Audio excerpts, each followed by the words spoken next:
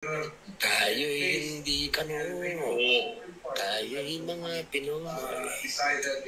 Huwag kang mahihiya kung ang iyong ang pango. Tayo'y mga Pinoy, tayo'y hindi kanuno. Good. O, nakita nyo mga kababayan kung paano buljakin ni Robin Padilla itong si Lola nyong si Risa. Gaya-gaya sa mga Amerikano. Palpak talaga ito mga kababayan. Tignan nyo, pwede daw gawin yun, i-crossover, bawal na bawal yun. O ano sa tingin nyo mga kababayan? Good morning mga kababayan. Ito na naman po ang inyong kabarangay, kapitbahay na si Wonders Philippines. Ngayon po ang ating pag-uusapan mga kababayan, matindi. Itong lola nyo na si Senator Risa Hontiveros na bigwasan ni Idol Robin Padilla mga kababayan sa sinagawang pag-uusap sa Senado tungkol dito sa tinatawag na impeachment. Aba mga kababayan, mantakin mo ba naman itong si lola mo? Pinipilit na ituloy itong impeachment. Kailangan sa June 11. Bakit nyo inilagay ang impeachment sa June 11 na sa original date na June 2 mga kababayan? Dito, ipinagpipilitan ni Risa Hontiveros na kailangan ng ituloy itong impeachment. Kung ano daw ang nabinbin dito sa 19 Congress, pwede daw ituloy dito sa 20 Congress mga kababayan. Idol na idol niya ang mga Amerikano. Yung kanilang kongreso daw ay pwede. Aba lola, Risa Hontiveros, hindi tayo Amerikano. Pati Inglaterra gusto mong gayahin. Mga Pilipino tayo. 'Di ba mga kababayan, mga kabarangay? Pakinggan po natin si Risa Hontiveros mga kababayan. Bakit? Binigwasan ni Robin Padilla. Aba, matindi ito. Nakakahiya ito sa sarili nating bansa. Yung pagka-Pilipino natin, mapapahiya tayo. Gusto ba naman kopyahin yung mga ginagawa ng Amerika? Kung ano yung nabinbin daw dito sa... Kung ano raw yung naiwan dito sa 19 Congress, yung luma ng mga senador at mga kongreso, pag sumapit na daw itong mga bagong congressman at mga senador dito sa 20 Congress, pwede raw ituloy. Ganyan daw ang ginagawa ng mga banyaga. Aba, mahiya-hiya ka naman, Hontiveros. Mga banyaga ba tayo? Kongreso ba ng mga Amerikano ang Kongreso at Senado ng Pilipino? Yan ang ating pag-uusapan. Ito na po mga kababayan. Ako, mag-iinit ang ulo nyo. Pati si Robin Padilla. Napakape mga kababayan sa init ng ulo. Itong lola nyo, atat na na ipatanggal si BP Sara. Halata naman kayo na pinupolitika nyo si BP Sara. Ito na po. Matatawa kayo dito mga kababayan. Nagkaaway-away na sila. Speaker Romualdez, Tolentino, De Lima. Nako, nagkasalungat ng kanilang mga dito. Kasi nagkakalaglagan, 'di ba si Tolentino? Ano 'yan pro-admin 'yan Ngayon, bumaliktad na po. Matatawa kayo dito sa mga eksena dito sa Senado. Iinit din ang ulo nyo at malalaman nyo kung sino yung mga garapalan na gustong matanggal si Inday Sara. Aba, nangangamoy isda. Risa Hontiveros, sinupalpal ni Senator Robin Padilla dahil sa pa-epal sa impeachment case ni VP Sara. Diba sinabi ni Risa Hontiveros, nagpa-video-video pa nga siya nga ang mga tao daw ay naiinip kasi matagal daw ang impeachment case hearing ni VP Sara. Sobrang atat na atat si Risa Hontiveros. Ano ba ang rason ni Risa Hontiveros? Sabi ni Risa Hontiveros, transparency. Para malaman ng sambayan ng Pilipino kung talagang guilty or not guilty si VP Sara Duterte. Ang tanong, sa lahat ng politiko, si VP Sara lang ba ang merong confidential funds?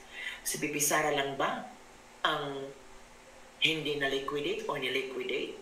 May tanong tayo sa sa COA. Di ba sabi ng COA na maganda ang record ni VP Sara? Nako kabibig, humirit talaga itong si Risa Hontiveros sa Senate hearing ngayon. Kasama itong si Coco Pimentel. Si Coco Pimentel, supalpal ni Tol, sabi yun? Ayan mga kababayan, eto si Pimentel kasi mapilit din eh. Kini-question niya si Chis Escudero, mga kababayan. Bakit inilipat daw yung June 2 sa June 11? Kaya si Risa Hontiveros to the rescue. Nang gusto niyang gayahin itong mga Amerikano at mga Inglaterra. Pwede naman daw yung mga nabinbin sa 19, pwedeng ilipat sa 20. Ayon sa Constitution, hindi na pwedeng makasuhan ng 2 beses si Inday Sara. Si Tolentino nagsalita na rin mga kababayan na madidismiss itong impeachment ni Inday. Sila De Liman, naku, galit na. Franz Castro, galit na rin. Talagang itong mga kilala nyo mga ito. 'Di ba? Yung kaso ni Inday Sara, wala namang makitang problema sa COA. Ginawan nila ng kaso ito mga kababayan. Siya lang ba ang may tinatawag na confidential funds? Ituloy natin. Supalpal si Pimentel. Kasi hindi siya makapagbigay ng additional information na pwedeng maging dokumentong ebidensya na pwede na i-continue ang impeachment case ni VP Sara kung hindi ito matapos sa 19th Congress, i-cross over sa 20th Congress. Parang nautal-utal si Tol, hindi pala si Tol, hindi kasi masyadong sikat, natalo kasi sa eleksyon. Natalo ba siya sa eleksyon? Parang hindi pa nga siya tumakbo Parang natalo. Kasi hindi kasi sa puro lang kasi sila pabida-bida, paipal-epal. So ngayon, panoorin natin ang reaksyon ni Senator Robin Padilla habang nag-i-speech si Risa Hontiveros. At ano ba ang reaksyon ni Senator Padilla sa kaipalan ni Risa Hontiveros? Oo mga kabibig, kung akala nyo tayo ay naiirita sa kadramahan ni Risa Hontiveros, feel ko sa reaction, sa movement, sa ginawa ni Senator Robin Padilla, parang naiirita na rin siya. Yung feeling ni Senator Robin Padilla ba, itong babae ito nagmamarunong lang, kailangan talaga niyang lumusot para simulan ang impeachment case ni VP Sara. So, let's all watch this video kung paano ewan ko kung ano ang bahalang magbigay ng reaksyon ni Senator Ben Padilla sa kanyang moment. Ito kabibig ha. So it's more natural if we report it out immediately. Ito yung nangyari kanina. I will bring it up to the committee secretary. So with that, Mr. President, I thank you for answering my question. Thank you. I just want to request some more. Yan kabibig ko. Thank you. What is the pleasure of the... Yan yung mukha ni Senator Ben Padilla. Diba? Salamat kami, Mr. President. Gusto kong magdagdag ng point dun sa binanggit pareho ng majority leader, ng minority leader at pati ng Senate President. Yung references sa US practice and precedent. Galing po ito sa isang piyesa authored ni UP Professor Paolo Tamasi, nag-appear po sa June 2025 issue ng Filipino Journal. Sabi po dito, emerging issues in impeachment, page 19 dun sa journal, allowing impeachment to cross over Congresses is consistent with American practice. So gusto ni Risa Hontiveros na i-crossover pala kabibig. Gusto niya ipagpatuloy kung masimula ng impeachment case ni VP Sara sa 19th Congress at hindi ito matatapos sa 19th Congress, gusto niyang ipagpatuloy sa 20th Congress. Di ba? Follow Ano ba yan mga kababayan? Gaya-gaya itong si Risa Hontiveros. Bakit Amerikano ka ba, Risa Hontiveros? Kongreso ba ng Amerikano ang Kongreso at Senado ang Pilipinas? Oy, hindi tayo Amerikano. Yung ilong natin pango. Ba't kayo gaya-gaya? Malalaman nyo talaga kung sino yung mga gustong yung mga masasama, makikita mo talaga yung mga budhi nila mga kababayan Isipin mo, gagayahin ang Amerika. Batas ng Amerika, magkaiba dito sa Pilipinas. Gaya-gaya kayo. Ano yung ibabaluktot nyo yung konstitusyon? Bawal yan Kung ano yung napending dito sa 19, hindi na pwedeng ituloy sa 20. Depende yan sa pag-uusapan. Yari kayo kay Marcoleta. Pag nandyan si Marcoleta, yari kayo. Yari kayo, yari kayo. Ginigigil nyo ako in the practice of the United Kingdom, Thomas Jefferson's manual. So ang pinopoint out ni Risa Hontiveros, kung nagawa ng Amerika na i-continue yung mga bills, yung laws, yung impeachment nila from one Congress to the next Congress or i-crossover, ay pwede din pala sa Pilipinas ba? Of parliamentary practice states that, and quote, impeachment is not discontinued by the dissolution of parliament, but may be resumed by the new parliament, close quote. The U.S. Congress, na binanggit ng majority leader, ng minority leader at ng Senate President, the U.S. Congress has observed. Bakit US Congress na? Uy, dapat sana Philippine Congress. Ang hirap kasi sa atin, we're very dependent with kung ano ang ginagawa ng Amerika sa kanilang mga... Gaya-gaya kasi si Risa Hontiveros mga kababayan. Ba't mo gagayahin yung mga Amerikano? Hindi ka naman Amerikano. Pilipino ka, pango yung ilong mo, pango ilong natin. Huwag tayong gumaya dyan. Kaya nagagalit ang taong bayan sa inyo kung ano-anong ginagawa nyo dyan pa-epal kayo Nagmamagaling kayo hindi nyo naman alam yung konstitusyon. Ganyan ba ang konstitusyon natin? Gagayahin ang ibang bansa? Malalaman nyo talaga kung sino yung mga gustong palayasin ang mga Duterte para masolo nila ang gobyerno Sana yun ang susundin natin. Kasi parang hindi pa tayo independence. Independent pala. Diba? Kung palagi natin kino-quote na from America, from US, from America. Kung ano ang laman ng ating konstitusyon. This for over 200 years, from the 1803 impeachment of Judge John Pickering to that of Judge Porteus in 2009.